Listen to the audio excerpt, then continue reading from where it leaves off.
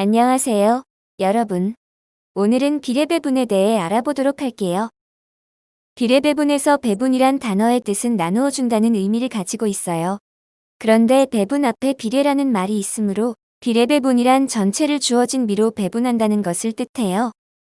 예를 들어 혜지와 동생이 초콜릿 14개를 4대 3으로 나누어 가지려고 할 때 비에 맞게 4개, 3개로 나누어 가진 후 다시 4개, 3개씩 나누어 가지면 14개를 모두 나누어 준 것이므로 초콜릿 14개 중에서 혜지는 8개, 동생은 6개를 나누어 가지면 된다는 것을 알 수 있어요. 이걸 수직선으로 알아보면 전체를 1로 보고 4대 3만큼 나누기 위해 똑같이 7칸으로 나눈 다음 4칸만큼과 3칸만큼으로 나누어 가질 수 있고 이 4칸은 전체를 놓고 보았을 때는 7분의 4가 되고 3칸은 전체를 놓고 보았을 때는 7분의 3이 돼요. 여기서 전체 7은 4대 3이라는 비에서 전항 4와 후항 3을 더한 것이므로 7분의 4는 4 더하기 3분의 4와 같고 7분의 3은 4 더하기 3분의 3과 같아요.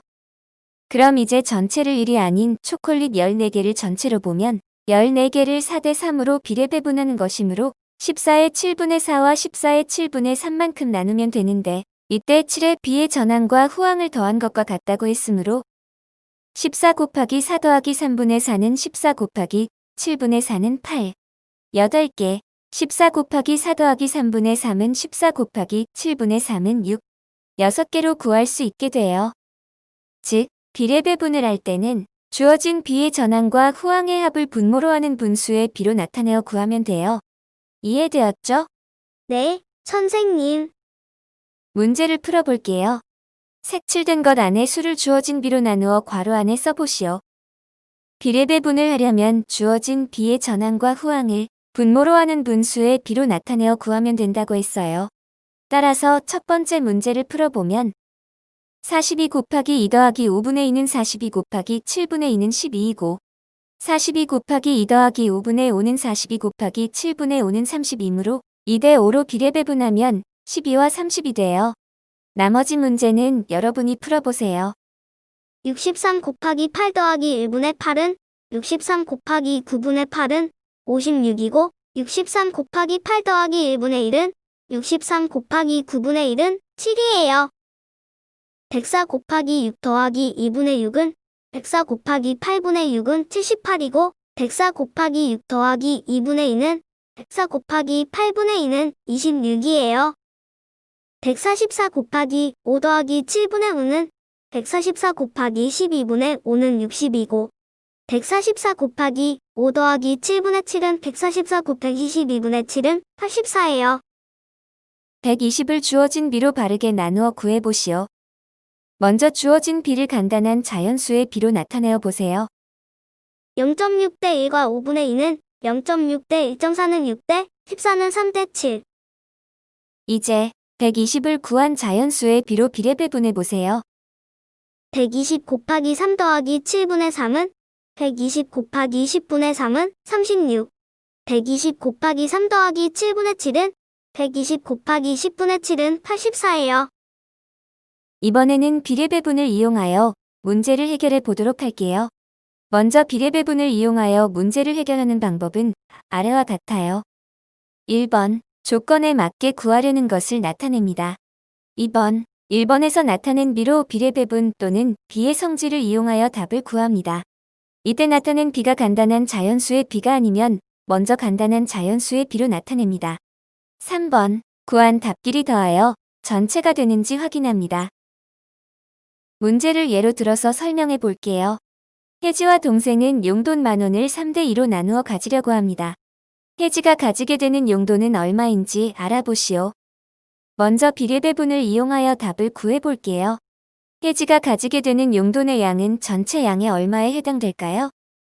전체를 3대 2로 나누어 가진다고 했으므로 3 더하기 2분의 3만큼에 해당돼요. 맞아요. 3과 2를 더하면 5인데 그중 혜지는 3만큼을 가지므로 3 더하기 2분의 3은 5분의 3에 해당되므로 10,000 곱하기 5분의 3은 6,000원을 가지게 돼요. 다른 방법으로는 비의 성질을 이용하여 답을 구해볼게요. 비로 나타내면 전체 용돈 대 혜지가 가지게 되는 용돈으로 나타낼 수 있고 여기서 전체 용돈은 3과 2를 더한 5이고 혜지가 가지게 되는 용돈은 3임으로 B로 나타내면 5대 3이 돼요. 따라서 혜지가 가지게 되는 용돈을 네모원이라고 놓고 비례식으로 나타내면 5대 3은 1000대 네모이고 전항에 2000을 곱했으므로 후항에도 2000을 곱하면 네모는 6000이 되어 혜지가 가지게 되는 용돈은 6000원이 돼요. 두 가지 방법 이해되었나요? 네, 선생님. 문제를 풀어볼게요.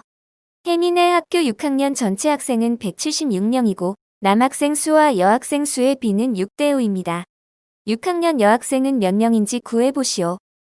여학생 수를 구하는 식을 써볼래요? 176 곱하기 6 더하기 5분의 5예요. 맞아요. 그럼 혜민의 학교 6학년 여학생 수를 구해보세요.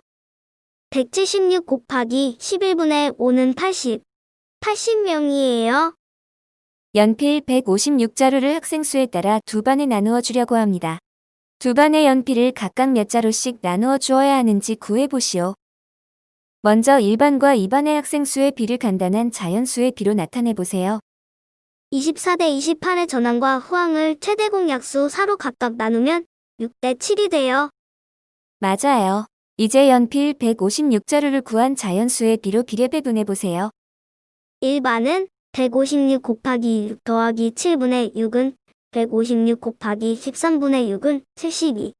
72자루이고 2반은 156 곱하기 6 더하기 7분의 7은 156 곱하기 13분의 7은 84. 84자루가 돼요. 아주 잘했어요. 오늘 배울 내용은 여기까지예요. 다음에 또 봐요.